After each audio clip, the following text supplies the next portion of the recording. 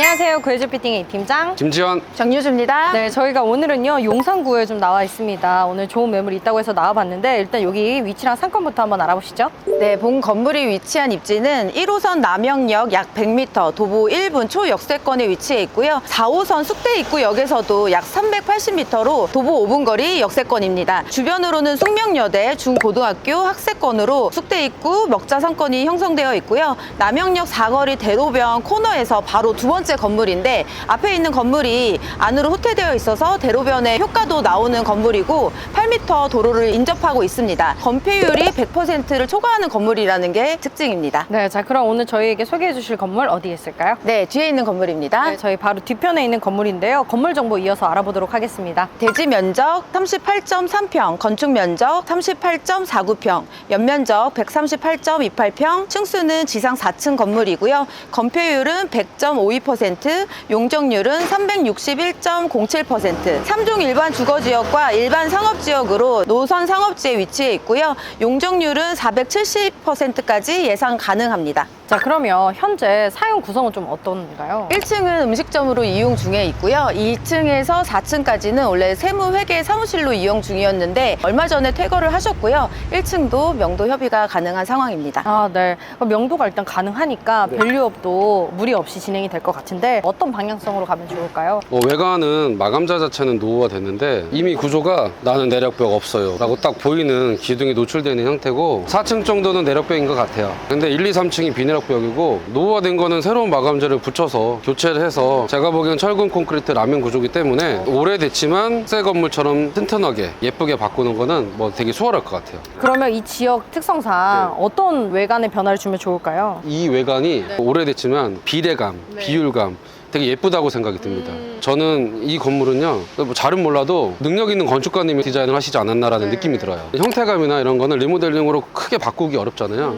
이런 형태감과 비례감을 유지하면서 창호 사이즈 크게 키우고 마감재만 새 거로 교체를 해도 충분히 예쁘게 나올 것 같고요. 이 특유의 형태 저는 좀 유지하는 리모델링을 하고 싶어요. 그럼 현재 지금 주차장은 어떤가요? 건폐율이 꽉 차져 있기 때문에 현재 주차장은 없습니다. 네. 근데 좀 무리가 없는 게 이 주변에 공영 주차장들이 꽤 잘 되어 있더라고요. 네, 저도 지금 공영 주차장에 주차를 하고 왔는데 우선은 역에서 엄청 가깝고요. 주변에 공영 주차장이 바로 100m 안에 주차장이 잘 되어 있기 때문에 충분히 주차장 없이도 임차가 잘 맞춰지는 지역이라고 보시면 됩니다. 그럼 대표님 여기 굳이 주차장을 만들지 않아도 될까요? 예, 어차피 뭐 지하철역 가까워서 뭐 직원들 출퇴근 용이하고요. 사무실이 들어와도 주변에 주차장이 또 잘 돼 있어서 손님들 오셔도 주차 안내할 때가 또 있잖아요. 그래서 저는 굳이 주차할 필요도 없어 보이고요. 매수자께서 어떤 방향으로 설정하실지 모르겠지만 제 생각에는요, 사실 뭐 엘리베이터도 굳이 제가 좀 오르락내리락 몇 번 해봤는데 그렇게 불편하지 않게 오르락내리락 할 수 있는 개장 구도가 나와 있거든요. 엘리베이터를 넣을 수도 있다. 하지만 굳이 안 넣어도 될 것 같다. 이게 제 의견입니다. 자 그럼 가까이 가서요 저희가 또 구체적으로 어떤 변화를 줄 수 있는지 한번 알아보도록 하겠습니다. 네, 저희가 이제 건물 입구로 좀 왔습니다. 여기는 좀 어떤 식으로 변화를 주는 게 좋을까요? 여기는 로비의 역할을 할 수는 없어요. 제가 보기엔 건물이 되게 커 보였는데 실제 토지 면적은 좀 작거든요. 그만큼 건물이 건폐율의 혜택을 봐서 꽉 채워져 있는 건데 지금 저희가 이렇게 2층으로 올라가는 통로잖아요. 벽이 이렇게 있다는 이유 자체가 1층이 전용 공간이 바로 코앞에까지 넓게 형성이 돼 있어요. 그래서 2층으로 올라가는 좁은 통로만 보여진다는 증거고요. 여기는 지금은 뭐 조명도 죽어 있고 이런 좀 군더더기들이 인테리어가 돼 있는데 깨끗이 철거해서 페인트 칠만 해서 오히려 그냥 넓게 보이는 디자인이 나을 것 같고요. 형태는 그대로 사용하면 되고요. 마감재만 깨끗이 교체하면 될 것 같습니다. 네, 엘리베이터가 만약에 들어간다 하면 어떻게 넣어야 할까요? 사실은 이제 전층 명도가 되니까 옆에를 털어서요. 복도를 만들어서 전용 공간을 조금 복도폰만큼 줄이고 이 옆으로 들어가서 1층에서 타서 내리면 저 위에서 내리는 구조. 예, 엘리베이터 자리가 저 화장실 자리에 있습니다. 자 그럼 저희가 다른 층 또 한번 살펴보도록 하겠습니다. 네.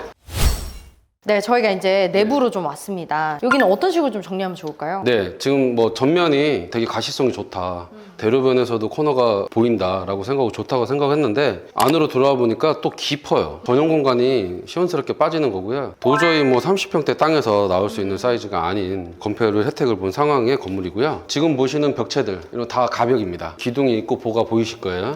이런 벽체들은 다 철거를 해도 되는 그런 가벽입니다. 옥상 이런 부분들은 어떻게 좀 하면 좋을까요? 옥상은 4층 플러스 테라스거든요. 옥상은 전용 공간이 조금 있는 공간, 그리고 저 야외 테라스를 즐길 수 있는 그런 업종들이 들어오면 될 것 같은데 요 동네에 의외로 뭐 저희 같은 종사, 그러니까 디자인이나 뭐 무슨 편집을 하시는 디자인 계열들 회사들이 꽤 많거든요. 주변에 이제 지하철역 가깝고 주변에 먹거리가 많고 하니까 그런 소규모 사무실들이 상층부에는 충분히 채워질 것 같고 1, 2층은 F&B가 이미 활성화 되어 있는 지역이라서 뭐 전혀 걱정할 일 없을 것 같아요. 공사 기간은 어느 정도나 잡으면 좋을까요? 저는 엘리베이터를 안 넣어도 된다라는 추천을 드리고요. 허가도 되게 간단히 2달 만에 대수선 절차 끝나면 공사는 한 3, 4개월이면 끝날 것 같아요. 아니 공사도 생각보다 빠른 시일 내에 끝나고 공사 비용도 부담이 없이 투자하실 수 있겠다는 생각이 좀 듭니다. 건물의 또 금액도 중요하잖아요. 주변 시세랑 투자에 대한 관점도 한번 이야기 나눠보도록 하겠습니다. 네. 주변 시세부터 한번 알아볼게요. 주변 시세는 좀 어떤가요? 아무래도 용산구다 보니까 개발 제한이 많아요. 그래서 허가를 받고 사야 되는 지역이 많기 때문에 사실 실거래가 많이 찍혀있지 않더라고요. 근데 저희 본 건물 인근으로 평당 1억 600에 팔린 건물이 하나 있는데 25년도 1월달 실거래예요. 근데 이 건물 같은 경우는 우선 대지가 50평이 안 되는데 연면적이 그 반토막 신축을 해야 되는 건물이에요. 1억보다 훨씬 더 비싼 가격을 주고 샀다라고 생각하시면 됩니다. 오늘 건물의 매매가와 임대 정보는 어떻게 될까요? 본 건물의 매매가는 39억 9천만 원이고요. 1층은 이제 임대를 받고 있긴 한데 평당 한 10만 원 선으로 형성이 되어 있는데 주변 시세가 한 15만 원 이상이고요. 이 건물의 임차인들은 사실 10년 이상 다 장기 임차인이에요. 한 번도 임대료를 올리지 않았다라고 합니다. 네. 2층에서 4층은 다 나가신 상태고 1층도 책임 명도를 해주시기로 했으니까 명도 부분에서는 신경 쓰실 필요 없으실 것 같다는 생각이 좀 듭니다. 자, 그러면 실투자금은 어느 정도나 될까요? 네, 우선 이 건물은 39억 9천만 원이었을 때 대출 80% 그랬을 때 부대 비용 포함해서 10억으로 건물 매입이 가능하고요. 공사적인 측면은 대표님께서 말씀 주신 것처럼 그렇게 큰 공사가 들어가지 않을 것 같아서 10억 초반대로 건물을 매수해서 리모델링 하실 수 있습니다. 네. 이 건물은 어떤 분들이 좀 투자를 하시면 좋을까요? 용산에 투자를 상담하는 경우가 되게 좀 많은데 용산의 상담은 특이하게도 여성분들이 많으셨다. 그러니까 용산 특유의 어떤 고즈넉한 낡았지만 분위기가 있어요. 또 하나는 뭐냐면은 장기적인 안모. 그러니까 용산이 대한민국 서울의 핵심 중심에 있고 무궁한 발전 가능성이 있잖아요. 근데 안타까운 것들이 뭐냐면은 개발이 좀 묶여 있는. 그러니까 미군 부대가 철수하고 그 주변이 묶여 있고 여러 가지 좀 도시계획상 되게 많은 것들이 묶여 있어요. 미래에 대한 가능성이 무궁무진한 용산이지만 개발 행위가 제한되어 있는 지역들이 많아서 금액이 좀 터무니없이 비싸고 미래 가치는 있으니까요. 근데 지금 청파동의 이 지역 이 건물은 리모델링을 해서 멀리 미래 가치도 내다보면서 동시에 실질적으로 월세도 알차게 거두실 수 있는. 그러니까 사람이 버틸려면 수익이 있어야 버티잖아요. 그래서 저는 이렇게 소액으로 이렇게 핵심 지역에 월세를 알차게 거둘 수 있는 건물이 과연 몇 개나 있을까? 네, 그런 생각이 듭니다. 자, 그렇다면 임차 구성은 어떤 게 좀 좋을까요? 네, 1층에는 F&B가 지금 성업을 하고 있기 때문에 1층은 임대료를 많이 받을 수 있는 이런 먹자나 뭐 커피 이런 데 충분히 가능하고요. 그리고 여기가 위층은 또 사무실로 10년 넘게 있으셨어요. 그 뜻은 그만큼 수요가 있고 여기에서 사용하시기에 편의성이 있었다라고 생각이 듭니다. 그래서 사무실도 충분히 가능하고 주거로도 가능할 거라고 생각이 듭니다. 자, 그러면 우리 이사님께서 생각하시는 가장 강력한 한방 어떤 게 있을까요? 지금 수익률이 안 나오는 건물은 많고 지가는 많이 높아져 있는 상황에서 이렇게 1호선 남영역 그리고 용산구에 30억대 건물을 찾아볼 수가 없고요. 그리고 수익이 나오는 건물이 아예 없습니다. 그리고 이거 같은 경우는 개발 제한도 해당이 안 되고요. 또 이 건물 같은 경우는 건폐율이 100%가 넘어가는 물건이다 보니까 지금 매매가가 39억 9천만 원이긴 하지만 건폐율 60%로 따졌을 때는 매매가가 70억 이상이라고 생각이 듭니다. 그리고 용산구는 토지 허가 구역으로 묶여 있어요. 그래서 실사용을 해야 되는 경우가 많은데 여기는 또 아파트 지역 빼고는 사용을 안 하셔도 매입이 가능합니다.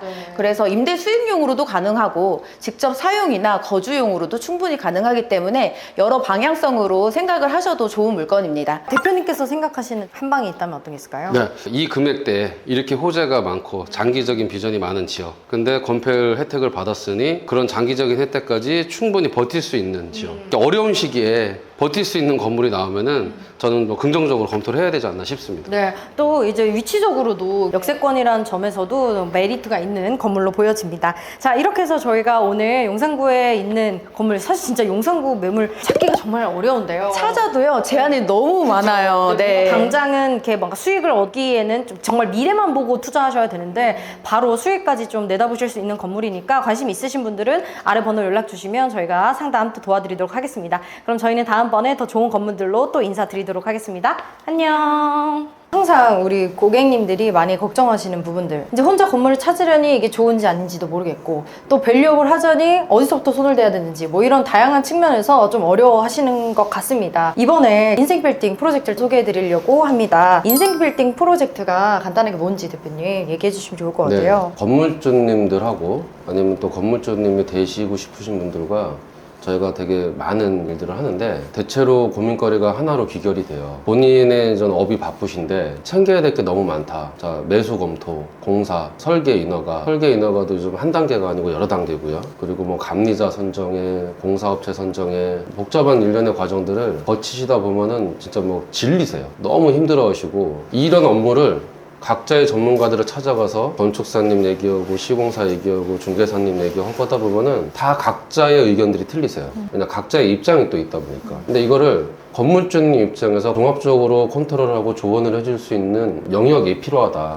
제가 이제 그 역할을 한 지 꽤 오래됐거든요. 저희가 어떤 역할을 하고 네. 예, 구체적으로 어떻게 도와드릴 수 있는지 좀 그런 얘기를 좀 가졌으면 좋겠습니다. 이사님도 인생 빌딩 프로젝트 같이 하고 계신데 네. 어떤 부분들을 조금 도움을 주고 계실까요? 시장 상황이 좋거나 뭐 나쁘거나 상관없이 매수자분들은 가장 중요한 게 금매를 찾는 게 가장 중요하잖아요. 중개사가 할 일은 좋은 물건을 네. 보여드리는 거라고 생각을 해서 좋은 물건 발굴해드리고 그 건물을 매수하기 이전에 알아봐야 할 건들이 되게 많아요. 뭐 세무적인 거, 네. 뭐 법무적인 거, 건물 매입 전에 이런 것들을 다 완벽하게 저희가 준비를 해드리고 매수하시고 그다음에 저희가 유지 관리까지 나중에 매각까지 도와드릴 수 있습니다. 처음부터 끝까지라고 하지만 사실 처음부터 끝까지가 안 되는 경우도 종종 있다고 들었거든요. 네. 어떤가요, 실제 보통 중개업에서는? 보통 중개회사는 중개업을 하다 보니까 임대차가 좀 부족한 부분이 많아요. 네, 저희 회사는 이제 시공회사를 모토로 이제 공사도 책임지다 보니까 이제 건물을 매입하고 공사 부분까지 하시면서